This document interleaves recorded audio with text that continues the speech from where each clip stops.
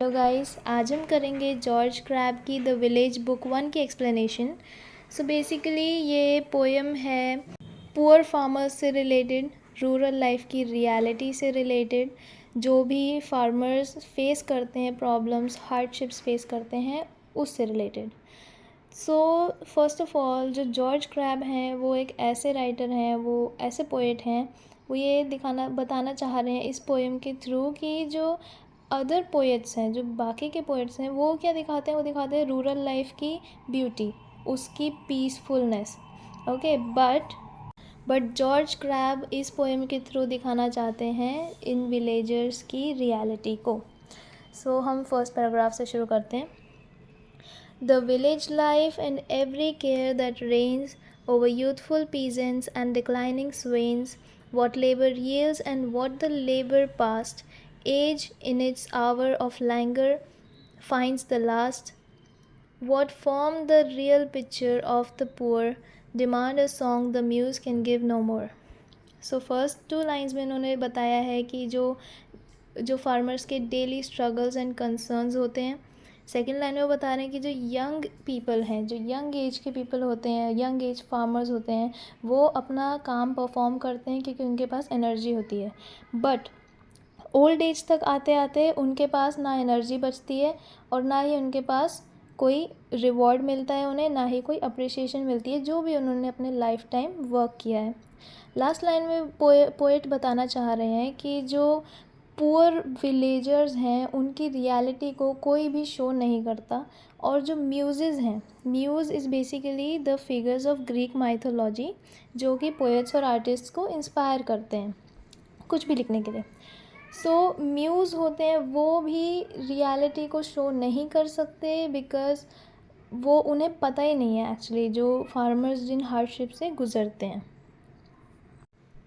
Fled are those times when the harmonious strains, when rustic poets praised his native plains. अब वो वाला time बीत चुका है जब हारमोनियस ट्रेंस, जब उस टाइम पे लोग खुश रहा करते थे अपने विलेजेस में, फार्मिंग करके खुश रहा करते थे। और रस्टिक पोएट्स मीन्स जो रूरल पोएट्स होते थे, जो अपने लैंड के बारे में लिखा करते थे। तो वो समय जा चुका है जब लोग पीसफुली अपने फार्मिंग करके गुजारा किया करते थे।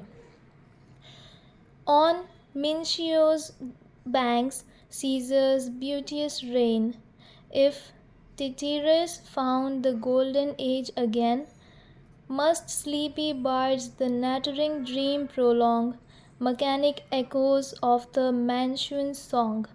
From truth and nature shall we widely stray, where Virgil, not where fancy, leads the way. Mincio basically एक इटालियन रिवर का नाम है जो मैनशुआ के पास है।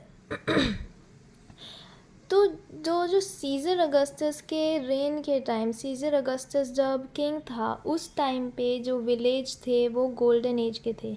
इसका मतलब वो टाइम था पीस एंड प्रॉस्पेरिटी का। थर्ड लाइन में बताया जा रहा है जो स्लीपी बार्ड्स हैं, the nattering dreams prolong. Sleepy bards means the modern poets. तो मॉडर्न पोएट्स जो हैं वो अपने सपनों की दुनिया से ही बाहर नहीं आ पा रहे। उन्हें लग रहा है कि अभी भी वही वाला टाइम है कि फार्मर्स अभी भी अपनी प्रॉस्पेरिटी की, अपना प्रॉस्परस लाइफ जी रहे हैं। So Mincian song is basically Virgil's poetry. So Virgil एक पोएट थे जो कि पीजेंट्स की लाइफ के बारे में लिखा करते थे पोइट्री। जो जॉर्ज क्रैब हैं वो बाकी पोएट्स को बताना चाह रहे हैं कि वर्जिल की फुटस्टेप्स को फॉलो मत करो, जो ट्रूथ है, जो रियलिटी है, उससे इंस्पायर होके अपनी पोएम्स लिखो। Yes, thus the muses sing of happy swains because the muses never knew their pains. So basically जो muses होते हैं वो ग्रीक माइथोलॉजी के फिगर्स हैं जो पोएट्स एंड आर्टिस्ट को इंस्पायर करते हैं कुछ लिखने के लिए। म्यूज़िस इसलिए हैप्पी स्वेन्स के बारे में बात करते हैं, इसलिए शेफर्ड्स और रूरल वर्कर्स की वो बोलते हैं कि वो तो कितनी केयर फ्री लाइफ जीते हैं, उनके पास कोई काम नहीं होता है, उनके पास कोई स्ट्रेस नहीं होता है। बट रियलिटी इससे बिल्कुल ही अलग है। म्यूज़िस को नहीं पता कि रियलिटी क्या है बिकॉज़ वो रियलिटी से डिटैच हो रखे हैं। जब वो वहाँ रहेंगे तब उनको उसकी रियलिटी का पता चलेगा। They boast their peasants' pipes, but peasants now resign their pipes and plod behind the plough, and few amid the rural tribe have time to number syllables and play with rhyme. Save honest duck, what son of verse could share the poet's rapture and the peasant's care? Or the great labours of the field degrade with the new peril of a poorer trade. So first line में वो बताना चाह रहे हैं कि peasants के पास इतना leisure time होता ही नहीं है कि वो कोई और काम कर सकें, वो फार्मिंग के अलावा कोई और काम कर सकें। उनके पास इतना टाइम ही नहीं है कि वो केयर फ्री एग्जिस्टेंस भी जी सकें। और सिर्फ कुछ ही ऐसे वर्कर्स हैं, कुछ ही ऐसे फार्मर्स हैं जिनके पास इतना टाइम होता है, वो अपना टाइम निकालते हैं बेसिकली कि अपना पोइट्री और क्रिएटिव फील्ड्स में एंगेज हो सकें। सेव ऑनेस्ट डक, सो डक यहाँ पे रेफरेंस हो सकता है जॉन डक या फिर रॉबर्ट डक का, जो कि पीजेंट पोएट्स थे, मतलब पीजेंट्री, वो फार्मिंग भी करते थे एंड साथ में पोएम्स भी लिखते थे। सो पोएट कहना चाह रहे हैं कि कोई ऐसा कैसे हो सकता है कि एक पोएट का प्लेजर भी ले और फार्मिंग की हार्डशिप्स भी फेस करे। फिर लास्ट लाइन में पोएट ये सवाल पूछते हैं कि कोई इतना नोबल, इतना हार्ड वर्क जो फील्ड्स का होता है वो छोड़ के एक पुअरर ट्रेड ऑफ पोएट, कोई ऐसा ट्रेड चूज़ क्यों करेगा? I grant indeed that fleets and flocks have charms for him that grazes or for him that farms. So, poet बताना चाह रहे हैं कि जो रूरल लाइफ है उसमें चार्म और ब्यूटी तो है, बट उसके बाद फिर जो पोएट हैं वहाँ पे अपना फोकस शिफ्ट कर देते हैं उनके बंदों के हार्ड वर्क के ऊपर कि वो लोग वहाँ पे कितना मेहनत भी करते हैं। ब्यूटी तो है, ऑब्वियसली ब्यूटी है, बट जो हार्डशिप्स हैं वो उस ब्यूटी से कई गुना ज़्यादा हैं।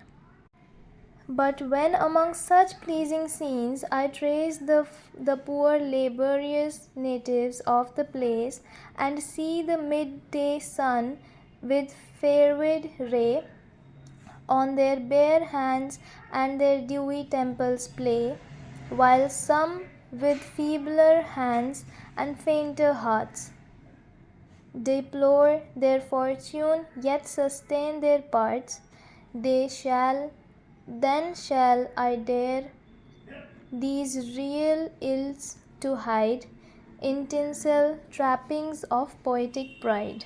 5th-6th लाइन में जो पोएट हैं वो बता रहे हैं कि जो फार्मर्स हैं वो कितना स्क्रॉचिंग सन में रह के, इतना पसीना बहा के, इतना हार्ड वर्क करते हैं। एंड अगली लाइन में वो बोलना चाह रहे हैं कि वो फिज़िकली और मेंटली इतना एग्जॉस्ट हो चुके हैं अपनी डिफ़िकल्ट लाइफ से, but still despite these struggles और रिकॉग्निशन वो अपना जो पार्ट है, अपना जो उनका सोसाइटी में पार्ट है फार्मिंग करने का, वो मेंटेन करके रखते हैं, अपनी रिस्पॉन्सिबिलिटीज़ को स्टिल वो कंप्लीट कर रहे हैं।